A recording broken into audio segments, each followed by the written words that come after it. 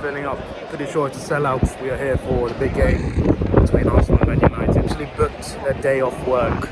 I booked a day off. I used one of my holiday allowance days for today to pay 65 quid to watch this game. So it would be nice if we could win today. That'd be good. This fixture was quite the rivalry for a long time, especially in the late 90s, early 2000s. We were battling for the title. It was fierce. The managers, players, fans all hated each other.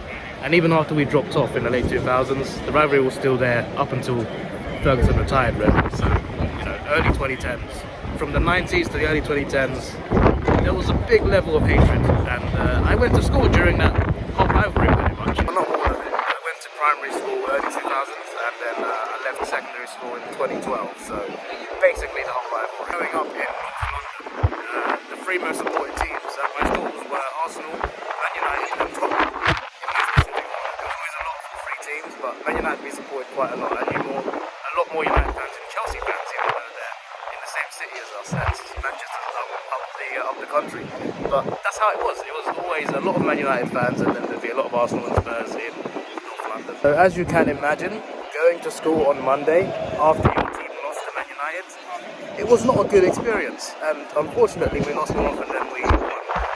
But yeah, the point is I grew up hating them and I still have a bit of hatred for them, but obviously it's died down a little bit in the past few years. But every time we play each other there's still something there, there's still a spark there, and losing to them back in December was very annoying, so it would be nice to get our revenge. So yeah, about top 4, I haven't been confident about top 4 since about December. And like before the season I didn't think we'd make top 4. Then I thought maybe we might do it considering certain teams are not doing very well. I thought maybe, but then we lost to Old Trafford, then we lost to Everton the week after, and that week I just thought we're not going to do it. And drawing to Burnley at home in February as well didn't help, and obviously recently we had Brighton, Palace and Southampton. Lost 3 games in a row. Even before those 3 games I wasn't confident because we still had Chelsea, Man United, Spurs, West Ham. I was looking at it like that was half our remaining 8 games. And I just thought, because our record in big games this season ain't that great. We've beaten Spurs and West Ham at home, and that's it. So looking at Chelsea away, followed by United at home 3 days later, followed by West Ham away the week after this, I just thought to myself, after these 3 losses especially, it's definitely not happening, and I wasn't confident anyway. But we beat Chelsea midweek, somehow, out of nowhere. We beat them 4-2 away from home. They were poor, to be honest, but, you know, great win. So hopefully that gives us the confidence to win this game. Even if we win today, I still won't be confident about top 4 because we still got to go to West Ham and Spurs. But it would be a big win. It would be big 3 points, and we need to get them. At this point, every game's a must-win. So let's go and do it. Filling up now. It's half an hour to the game.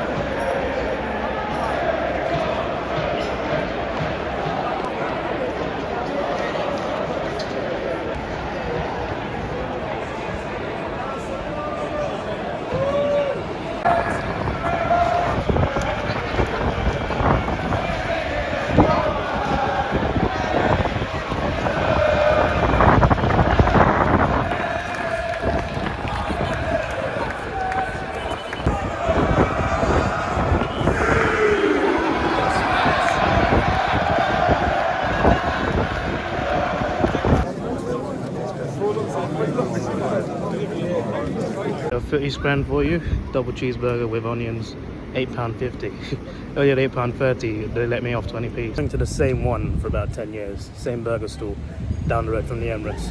They've always been cheap, not anymore. What an amazing day, man. What an amazing day. Booking that day off was definitely worth it. Also, Henri and Bergkamp were to the right. Like, I was trying to film it, but I don't think the camera got them. But when I was filming to the right, like above us, Henri and Bergkamp were there, and I think Wright was there as well. I didn't see Wright though, but apparently he was there as well. So yeah, that was cool to see those three legends come along and watch us win such a big game. And yeah, it was a big win. I was nervous about this game. I was nervous. I'm nervous about most Arsenal games, really. But we had a great start. You know, getting the goal really early was very important, and we got that early goal. After the first goal, we did create some more chances, but so did Man United. And a problem was that I felt like it was too easy for them to get through. Like, I know they got players that are very good at making runs in behind. I get that, but it was too easy for them. Elanga got through a couple times. Ronaldo got through. It was quite frustrating, and it was always down our left side as well, down Nuno's side. Nuno Tavares is something else. He scored today, but he gave the ball away about 3 times, which could have cost us a goal. Luckily, it didn't. He wasn't great defensively, and also going forward, a couple of shots he had from scoring positions just put it straight over the bar. Final ball could be better as well. Like, he's someone who can really cause a threat going forward and then not do anything with the ball in the end. Either the cross is bad or the shot is bad and he gives the ball away. He's really frustrating because I feel like he's got potential, but he's just not he's not very good at the moment, but he scored. So it's a very strange performance. I'm happy that we won, but like the problems at the back need to be addressed because we have been good defensively for a lot of the season, but recently Ramsdale's form's dropped a little bit. He was better today, but it has dropped. He's not been playing too well the last couple of games. Tavares was too easy for United to get through that right side, I feel, or our left side rather. And obviously going forward, he made mistakes as well, and he gave the ball away. And then on the right, you have Cedric, who also wasn't playing very well either. So it's worrying. That's something we need to fix and work on before we play West Ham away in 8 days. And obviously, Spurs, I expect to be our toughest game. I expect it to be tougher than both Chelsea United games. I'm still not confident on top 4, believe it or not, but we'll see. If we beat West Ham next week, you know, Spurs have got Brentford today. The vlog's gonna end before that game, but it would be nice if they could do a favour Brentford. But regardless, it's gonna go right to the end, I feel, because Spurs will still be up there. So bring it on, I say. But it also frustrates me because we had Palace, Brighton, and Southampton, which we lost 3 in a row to. If we had won even 1 or 2 of those games, we would have been in a great position right now. Great position. We could have been 3rd if we just won 2 of those. So that's still frustrating, but it is good. It is a good way to make up for it, for losing those 3 games, to win these games as well.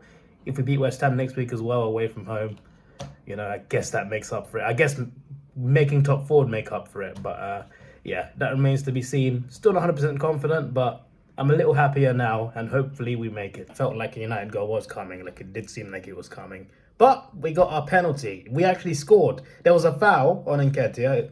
I was on the other side of the pitch, but it still looked like a foul to me from the other side. He was fouled, but then we scored. But, sorry, Nketiah wasn't fouled. He scored. Who was fouled? Can't remember. Never mind. We had a player fouled in the box, and Nketiah scored off it, but he was offside. So they checked VAR. By the way, there was so many VAR checks today. There was like 7. They checked early on for United penalty. They checked the offside. They disallowed a couple goals.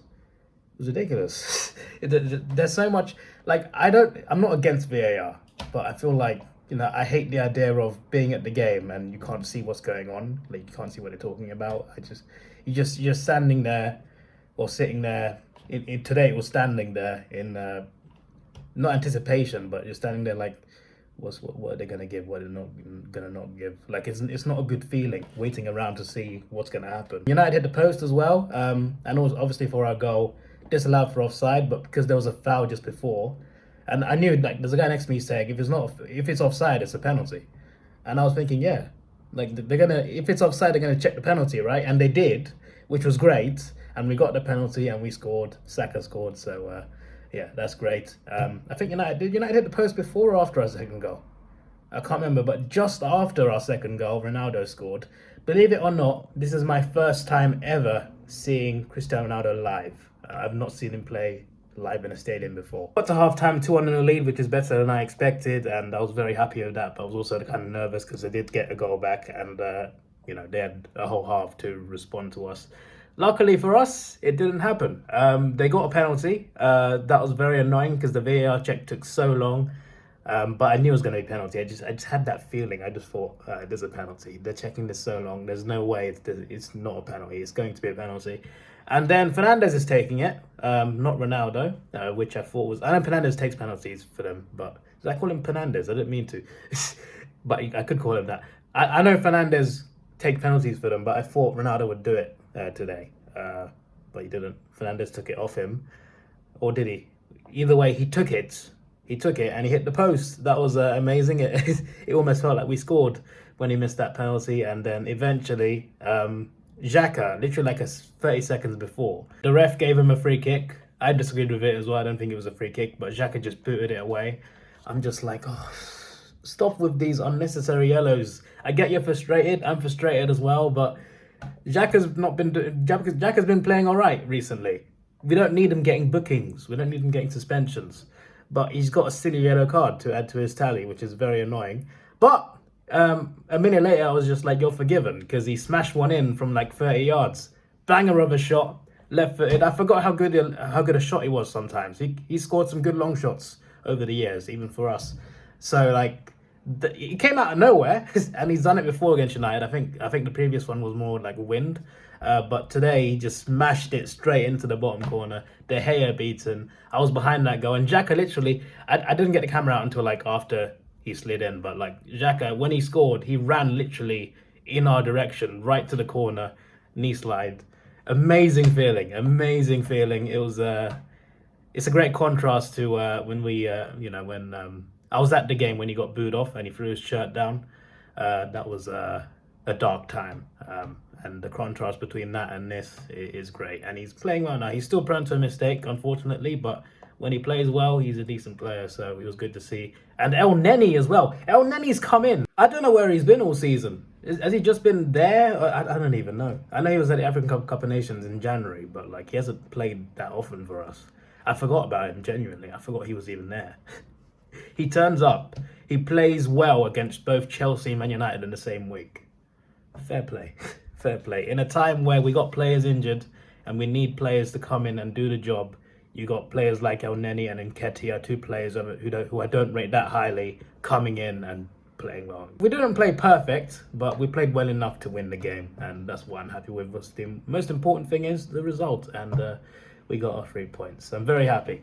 I'm very happy, and I'm not going to another game until the last day of the season. I also booked a holiday for that. Don't know why I like going to the last game of the season, so I thought I'd do it. We're playing Everton. Everton could be down by then, or they could be fighting to stay up. I'd rather they stay up before they play us, because I like Everton, but could be quite an interesting game. And obviously I expect top 4 to be close, so maybe if we do get top 4, it might be decided on that last day. So yeah, I wish I can go more often, but I work every other weekend. It is what it is. I'm on the waiting list for a season ticket. I got offered a temporary one this season actually, but I chose not to get it, partly because of my job, but also because it was temporary, no guarantee for next year, and it was offered to me in October. I just thought, you know what, I'll leave this one. But when I get a permanent offer, which probably be in like probably another 5 years, to be honest. I've been on it 7 years, and I'm 50,000 on the waiting list. It's that long. I've been on it like 7 years, so I don't know how long it's going to take, to be honest. But when I eventually get that, I hope to be going almost every week, even like away games. Obviously, season ticket holders get access to away tickets. I don't at the moment, unless it's a cup game and we're out the cup. So it is what it is in that respect. But at some point, eventually, I'd love to go up and down the country supporting the Arsenal. That would be a dream. This will be on 2 channels, my personal vlogging channel and my main channel, Davidoff Productions. Whichever one you watch it on. Thanks for watching. This is your boy Davidoff. Please like, share, subscribe. Thanks for watching. Have a good day and see ya.